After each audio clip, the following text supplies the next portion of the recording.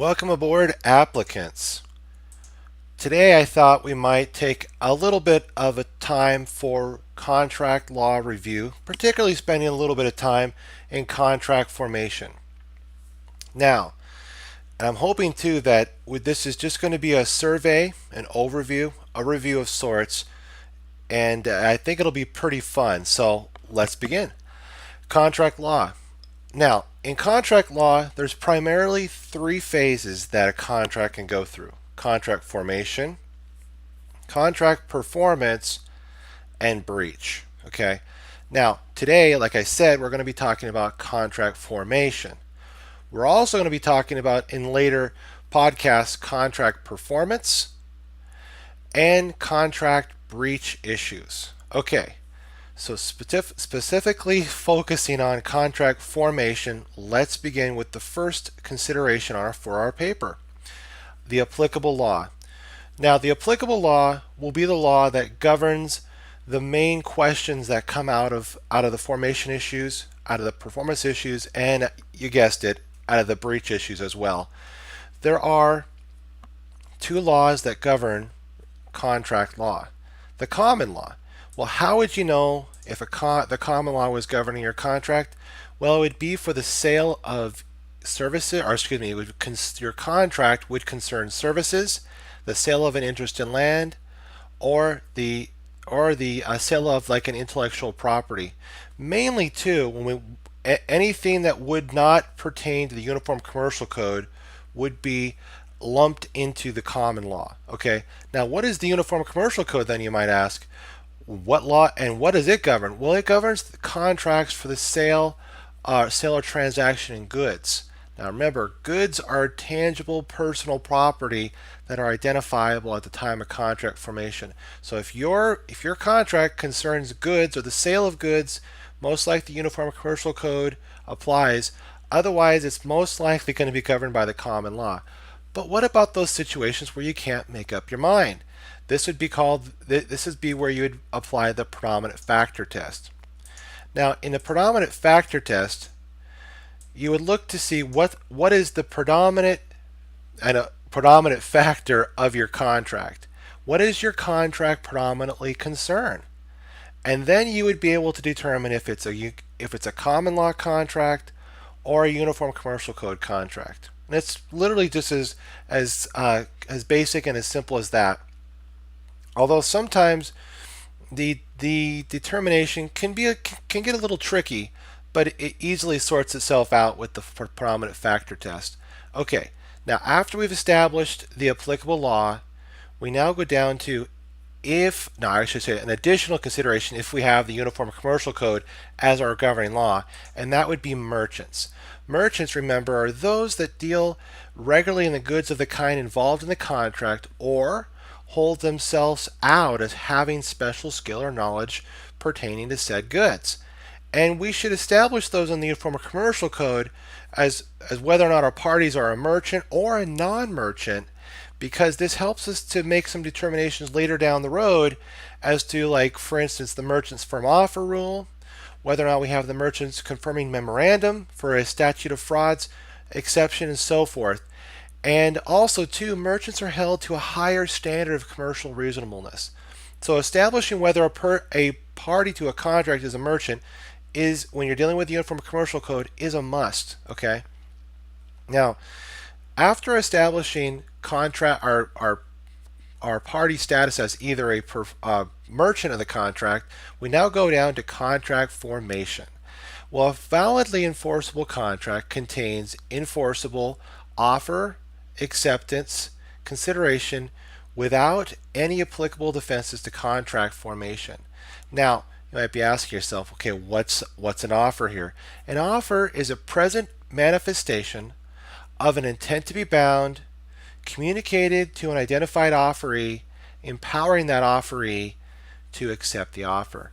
Now, remember, we need to be looking out for, in offers, ads, invitations, and preliminary negotiations, to just name a few things.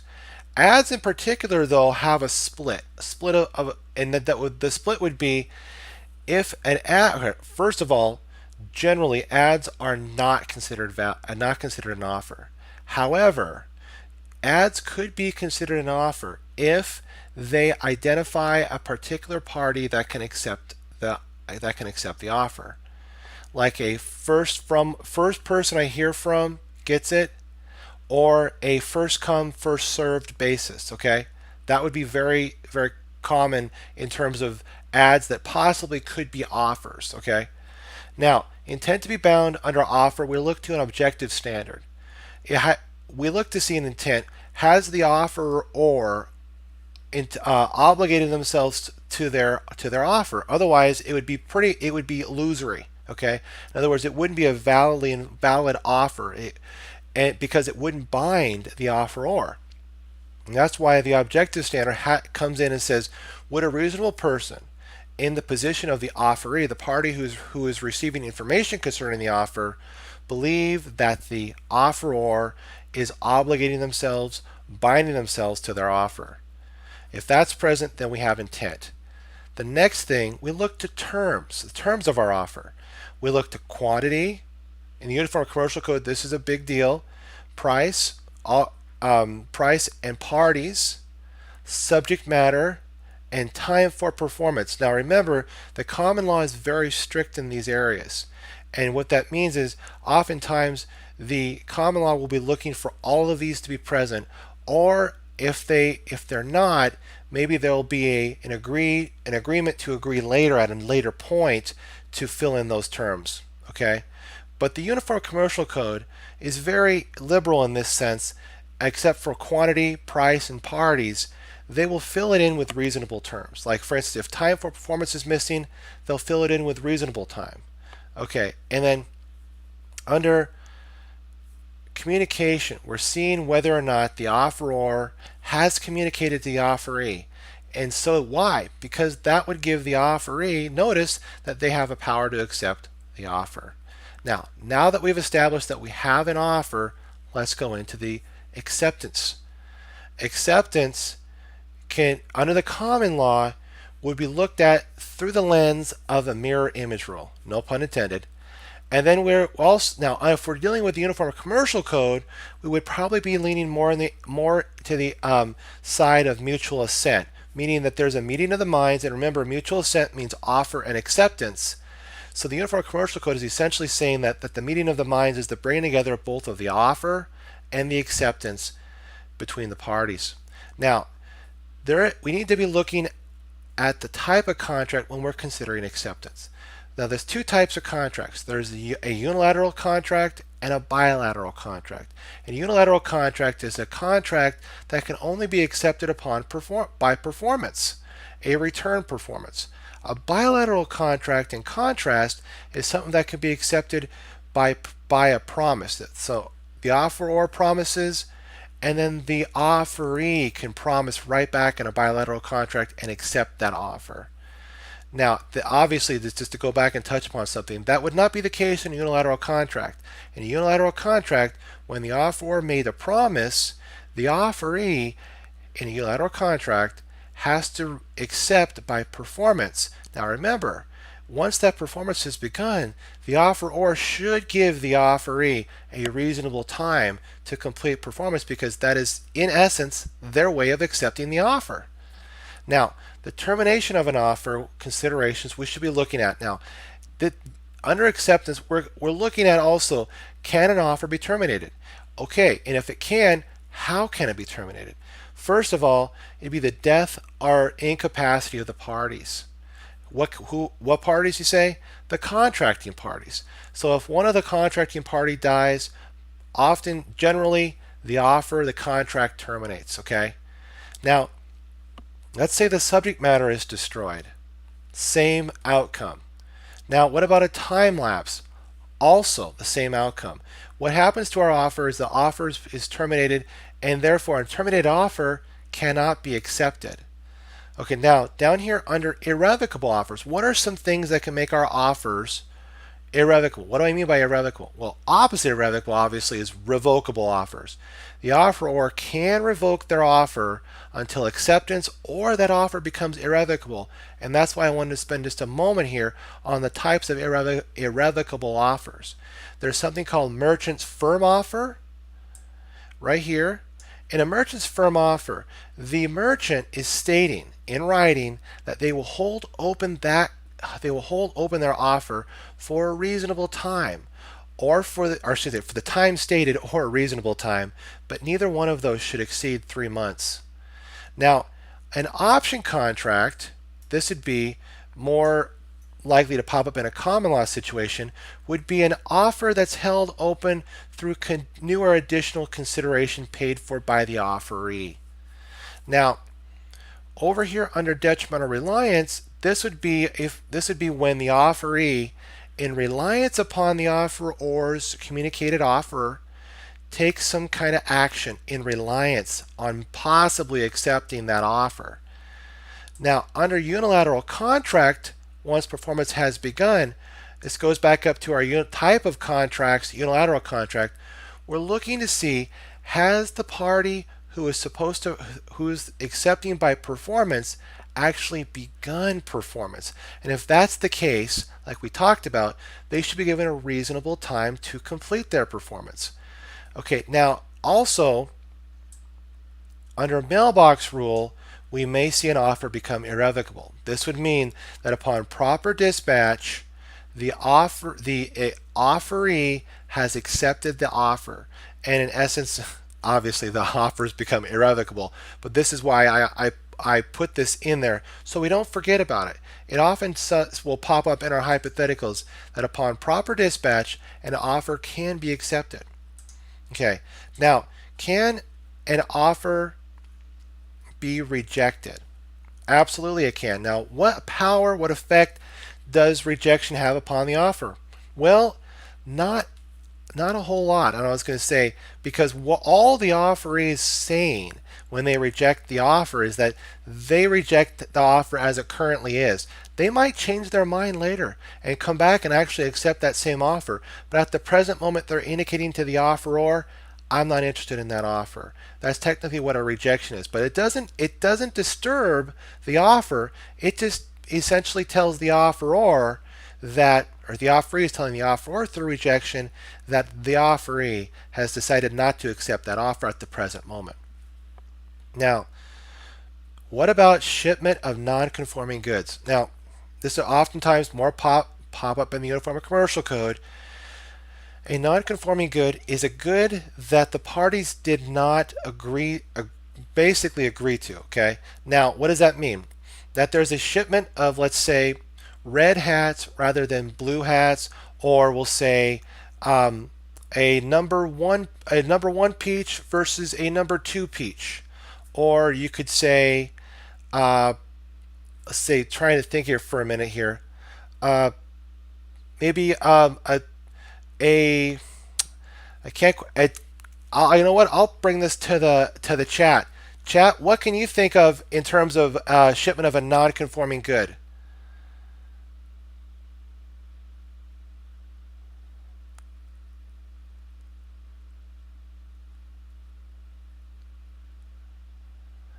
Okay, you know what? I'll fill that in for you. That would be shipment of possibly, maybe it was we'll say this. It was the yellow shirts rather than the red shirts. Okay, something along that line. In other words, it was, and I'm not trying to dwell on this too much, but the reason why this is such a big deal is, what effect does this shipment of a non-conforming good have? Well, if the offeror knows that they're going to ship non-conforming goods, and they accompany that non-conforming shipment with something called an acknowledgement note or an accommodation note, they will say, in essence, to the offeree, this is a proposed counteroffer. So with the note and the shipment, that shipment of non-conforming goods acts as a proposed counteroffer. Now, turning that on the other side of that coin, if there's no acknowledgement note, this is where it gets really interesting. It is an acceptance. However, it's also a breach at the same time. And so that is a big deal, because if there's, now remember, does this mean that the acknowledgement note has to come at the same time as the shipment? absolutely right. If it comes later, it's that non-conforming shipment standing alone is indeed what we just said it was, a non-conforming shipment. Even though the argument could be made that after the shipment there was an acknowledgement sent. That would not suffice. You have to have the note with the non-conforming shipment. Okay, now moving on. Now we have, let's say in the acceptance stage, the offeree accepts adding additional terms. Now, in the Uniform Commercial Code, this is called Battle of the Forms. And we look to a particular provision of the Uniform Commercial Code called 2-207. Okay? Now, in the additional terms, if those terms are additional to the ones that were sent by the offeror, we looked at two considerations. Are both of the parties merchants? Is one party a merchant and one party a non-merchant? Now, if both parties are merchants, that additional term comes in unless, number one, the offer expressly excludes inclusion of additional terms. Number two, that additional term would materially alter the agreement. And remember, we looked at like things that would change the outcome, change the entire face of our agreement. That would be the materially alter aspect. Number three, the other party, usually the offeree, has not objected to the additional term within a reasonable time. Remember, a reasonable time can vary. Oftentimes, the Uniform Commercial Code has set that out at times that possibly could be 10 days, but just a reasonable time is, that we'll say simply that, it's just a reasonable time. Now between a merchant and a non-merchant, the additional term becomes part of the contract upon the assent of the non-merchant. That's a big deal because that additional term may not become part of their agreement if the non-merchant does not want that additional term in. Now let's say the additional term is a conflicting term, okay? In other words, or say that let's say the added term is a conflicting term, meaning that there's already a term possibly in the offeror or from the offeror's offer that the offeree is including that would change, let's say like a price term, a subject, maybe even a subject matter term, a time for performance term, those kinds of things. Well, those conflicting terms would knock each other out. And then what you might be asking, so, well, then what happens to the knocked out terms? They're gap filled. Well, what is a gap filler? And I'm glad you asked because those are course of performance considerations, course of dealing considerations between the parties, and the usage of trade. What is the usage of trade? Those would be like the terms, the customs of the industry that the parties are dealing within. Now, I know I'm going through this a little quickly. Again, this is just a review, a survey. So if you have any questions, please feel free to ask any questions at this point. I will continue though, and as questions roll in, I will deal with them. Okay? Okay, excellent. Okay, now after talking about acceptance, we're going to swing now into consideration. Remember, consideration is a bargain for exchange of legal detriment flowing between the offeror and the offeree. Now, we look to special considerations in no pun intended, right? Special considerations in consideration.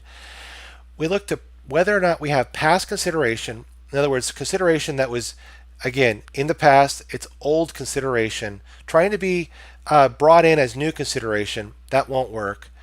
Gift consideration, that won't work either. Outputs and requirements contract. Those are special kinds of contracts that require us to talk about whether or not there has been a good faith request for all of the, well, I should put in context here that an output is all that a party produces in terms of their output, and the requirement contracts is all the requesting party requires in terms of their request, and whether that output, the output is made in good faith, and whether that requirement was made in good faith will determine whether or not we have consideration under the Uniform Commercial Code. Now, the pre-existing duty rule is exactly like it explains. It's something that pre-existed our contract, and again, trying to be brought in as the consideration, and that wouldn't work because again, that's not new or fresh consideration. Now, looking at sham or nominal consideration, this is consideration that isn't enough. It's not considered sufficient. Now remember, even a small peppercorn can hold open a contract in terms of consideration, but this sham or nominal consideration between the parties is saying that the consideration is not even enough to hold open that offer so that it can be accepted or even hold open the contract, okay? And so it would not suffice for consideration. Now, again, our things to look at in consideration are bargain for exchange, legal detriment, and what can suffice for consideration when consideration is not present. In other words, it can substitute for consideration, promissory estoppel. In a promissory estoppel, we look to three things. Has the party who was made the promise knowing that the party would rely, and then there's a justifiable reliance by the party who receives the promise, okay? And therefore, in order to avoid injustice, that promise that was made should be enforced. That's technically the promissory estoppel in a nutshell. And what promissory estoppel does, like we just explained, it substitutes and fills in for consideration when consideration is not sufficient. Now, coming down to our defenses to contract formation, we look to statute of frauds. Now remember, defenses against enforceability. These are defenses that come in and that would prevent enforcement of our contract, okay? Primarily, we're looking at the defense of statute of frauds. Make sure I put in an S here, okay? Mistake being both a unilateral and mutual mistake. Misrepresentation, fraud. Unconscionability, both procedurally and substantively. Ambiguity. Incapacity. This would be people who cannot make a contract argument, like the age requirement to make a contract. Illegality, the subject matter of our contract is illegal. Duress, the party was somehow put under duress in making the contract. Undue influence, a party has used their relationship with the contracting party in an unfair manner. And then parole evidence rule, this would be where parties are trying to bring in some evidence that came before the contract that if brought in would alter the contract. And we're looking to see is that a defense that could bar enforcement. And we'll particularly deal with parole evidence just as a heads up in our next get together. So hang on to this one. This one is a biggie, the parole evidence rule. We'll talk about that one in our next get together. But now particularly dealing with statute of frauds. Statute of frauds requires a writing. Or certain contracts, the statute of frauds requires that certain contracts be in writing, contain all necessary terms, and be signed by the party to be charged. And what are those types of contracts? The sale of goods $500 or more type of contracts. Contracts that by their terms cannot be completed within a year. That's the 1 year rule. Contracts. Sale of an interest in land sale contracts. Suretyship contracts. Contracts obligating oneself to pay for the debt of another. Now remember here, wanted to fill this in here, looking for exceptions.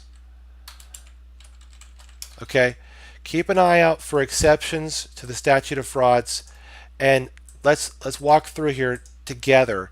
Sale of goods $500 or more. One of the exceptions is indeed what we're going to be talking about just in a few minutes here. Merchant's confirmatory memorandum is one of those. Number 2, goods that are accepted and paid for. 3, the aspect about custom-made goods. Once that custom-made good has begun performance, in other words, begun to be made, and in-court admissions would also suffice for exceptions to the sale of goods $500 or more. Now, an exception to the 1 year rule is contracts that are fully performed. In other words, there's nothing left to be performed because they've already been fully performed. The sale of an interest in land exception would be payment concerning what? Possibly taxes or land tax payments. Number two, improvement of the property. And number three, possession of the property. So we got payment, improvement, possession. Suretyship contracts, the exception to that one would be the main purpose rule. In other words, the party who's promising to pay for the debt of another, their main purpose is to benefit themselves. And if that's the case, you have an exception to the suretyship contract. Now, particularly talking about merchant's confirmatory memorandum, in a confirmatory memorandum, there are two merchants that are confirming their agreement in sharing forms between one another. So we have requirement being there being merchants. Two, there's a writing. There's some confirming memo of some kind of forms being exchanged back and forth. And this is oftentimes too where you'll see evidence of this up here under your battle of the forms. Okay, so just keep an eye out for that you'll sometimes see up in battle of the forms some breadcrumbs or a breadcrumb that might evidence merchant's confirmatory memorandum exception to the sale of goods $500 or more statute of frauds requirement. Requirement what? That the contract be in writing, that the writing contain all necessary terms, and it has to be signed by the party to be charged. Now, we're not quite done yet. We got one more thing to talk about before we conclude this podcast, and this is third-party beneficiary contracts. This is our third-party issue, our first of three third-party issues. We look to see whether or not we're actually dealing with a third party. Third party is somebody who's not one of the original contracting parties, but that they might be an intended third party. Well, an intended third party is one that was contemplated at the time of contract formation to be benefited by the contract. Otherwise, if they're not contemplated at the time of contract formation, they might be considered incidental. An incidental third-party beneficiary has no enforceable rights. Again, repeating that, no enforceable rights are incidental third parties, okay? Now, they do enjoy a benefit, but again, no enforceable rights. Now, 100%, I want to be 100% here because we want to bring in modification. Now, and this would go, actually, let me move this down here for you. Let me copy right here and bring this down here. Put it in brackets there for you because there we go. When we get to that, I don't want to forget that. Okay. Thank you so much for your patience. Okay. Now, after we establish that a party is an intended third-party beneficiary, we look to see what kind of intended third-party beneficiary are they. Are they a donee third-party beneficiary? Well, how would we know that? They're being bestowed maybe with a gift, some kind of gift-like benefit. Now, the other type of intended third-party beneficiary would be a creditor third-party beneficiary. And this would be where that party is owed some kind of debt or obligation. So to work through that in a third-party beneficiary contract is essential. And then what's also essential is after identifying that you're dealing with a third party, they're an intended third party, classifying what kind of intended third party, a donee third party beneficiary or a creditor third party beneficiary. We're going to look to see, has that party vested their rights? In other words, whether or not they've engaged in vesting. Now, remember, before vesting, this is why we talking about modification. The original contracting parties can change the third-party beneficiary contract. In other words, who they really wanted to contemplate, they may not want to contemplate after they made the contract. They might want to change their mind, the original contracting parties. And if they do that, if the original contracting parties do that before vesting, that would modify the third-party beneficiary contract, okay?